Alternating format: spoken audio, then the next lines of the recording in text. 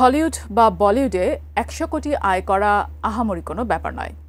১০০ কোটি টাকার ব্যবসা করবে বাংলাদেশের কোনো সিনেমা? বছরখানেক আগেও এমনটা ছিল কল্পনা ও দিবা স্বপ্নের মতো, কিন্তু এবারের ঈদে যেন সকল হিসেব নিকেশ পাল্টে গেল। বিস্তারিত জানাচ্ছেন জান্নাতুন নাহার জেরি।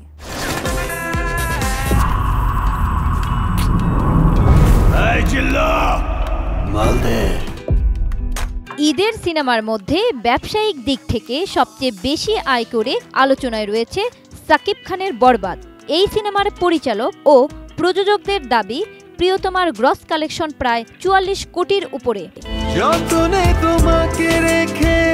ঠিক এক বছর পরই প্রিয়তমার রেকর্ড ভেঙে দেয় সাকিব খানের আরও একটি সিনেমা। রায়হান রাফি নির্মিত তুফান নিয়ে তখন ঝড় তুলেন সাকিব। লন্ড ভন্ড করে দেন ঢালিউডের অতীতের সকল রেকর্ড। জানা যায় তুফানের মোট আয় দাঁড়ায় প্রায় ৫৬ কোটি টাকা, যা প্রিয়তমার গ্রস কালেকশন থেকেও প্রায় ১২ কোটি বেশি। এরপরে ভক্তরা ভাবতে শুরু করেন বলিউডের মতো এবার হয়তো ঢালিউডেও ১০০ কোটির ঘরে পা রাখতে পারে ঢাকায় কোনো সিনেমা, আর সেটা মেগাস্টার সাকিব খানের হাত ধরেই সম্ভব হতে পারে।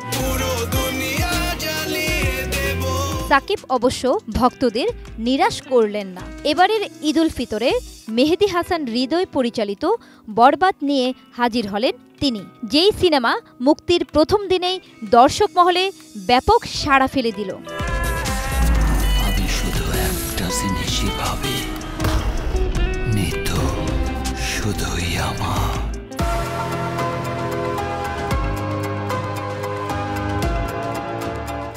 সিনেমা মুক্তির প্রথম সপ্তাহ শেষে বরবাদের প্রযোজনা প্রতিষ্ঠান রিয়েল এনার্জি প্রোডাকশন জানায়, মুক্তির প্রথম ৭ দিনে বরবাদের গ্রস কালেকশন ২৭ কোটি ৪৩ লাখ টাকা, যা ছিল তুফান প্রিয়তমাকে ছাড়িয়ে গিয়ে নতুন এক রেকর্ড।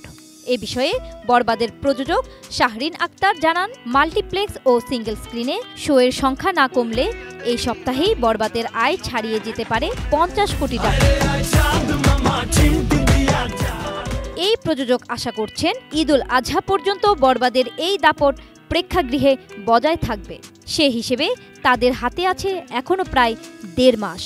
যদি আয়ের এই ধারাবাহিকতা বজায় থাকে তাহলে এই সিনেমার গ্রস কালেকশন ১০০ কোটিও ছুঁয়ে ফেলতে পারে।